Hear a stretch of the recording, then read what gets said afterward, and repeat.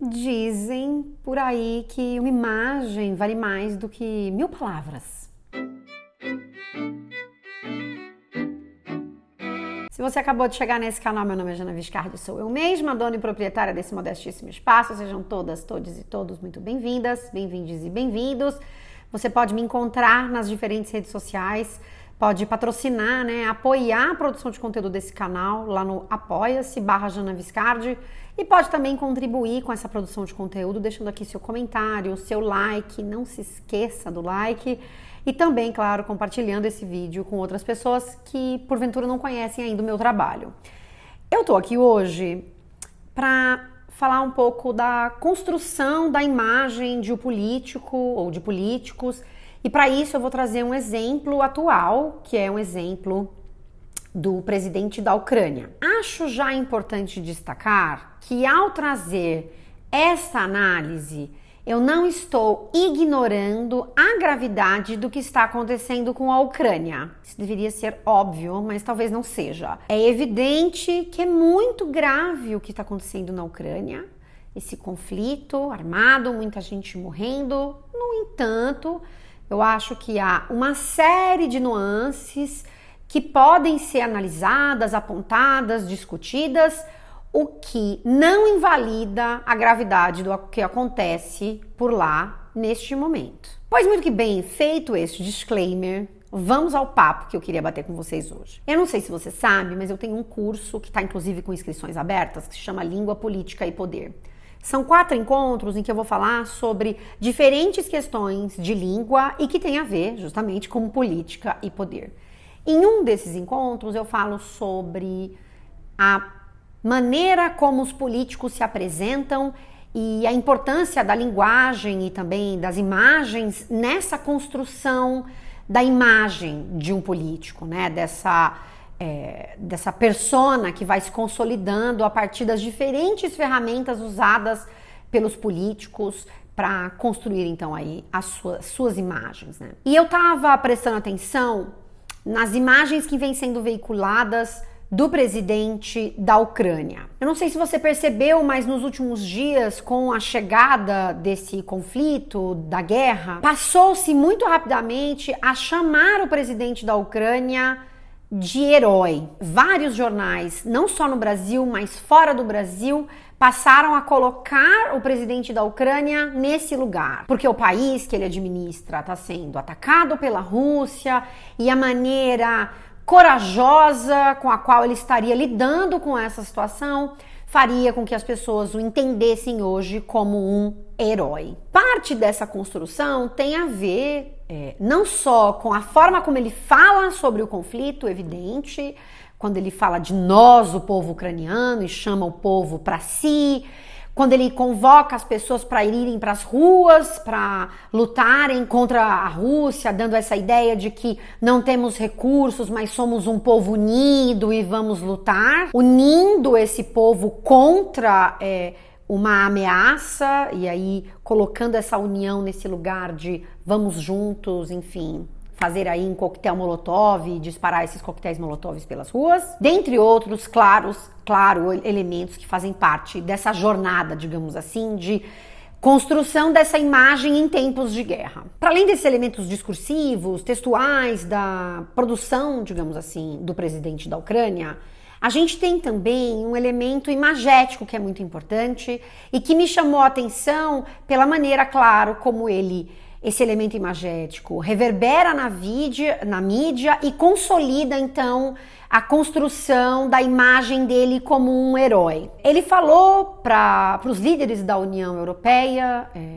recentemente, depois de iniciada a invasão da Rússia na Ucrânia, e ao fazer essa fala em vídeo, o que você vê na imagem é uma bandeira da Ucrânia ao lado dele, um fundo branco, uma parede, e ele está usando uma camiseta e está com a barba por fazer. Eu acho sempre importante lembrar que os políticos, eles constroem essa imagem, é algo que é pensado, que é elaborado.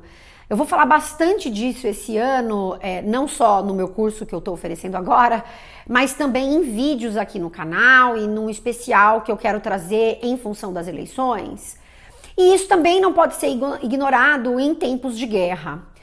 Quando ele decide falar para esses líderes da União Europeia de maneira bastante específica, ele não está de terno e gravata, ele não está com a barba feita. Você está construindo uma imagem daquilo que você é na guerra. É claro que você poderia me dizer aqui...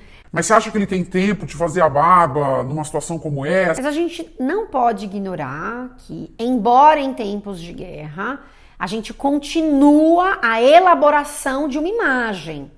Os políticos todos, assim como Putin, que tem inclusive imagens ótimas, né, na construção dessa persona, também o Zelensky vai seguir a construção de uma imagem de um tipo de político.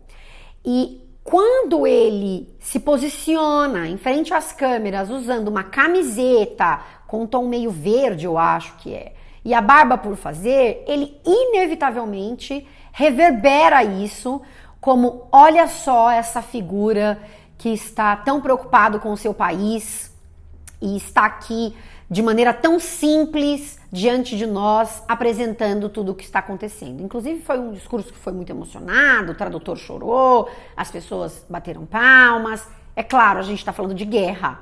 Guerra mexe muito com emoções. Inclusive porque quando a gente fala de despertar as emoções, já entendemos muito bem que essas emoções são absolutamente seletivas, né?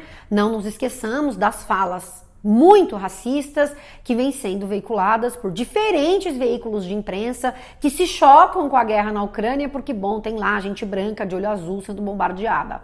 Veja, nenhuma guerra deveria ser vista como uma boa guerra, mas a maneira como vai se falar sobre as diferentes guerras tem a ver, claro, com o entendimento de uma dada sociedade, de uma dada potência política sobre aquelas pessoas que estão vivendo a guerra, sobre aquelas comunidades, sobre aqueles países, sobre aquelas etnias. Então, veja, a gente não pode ignorar nada disso.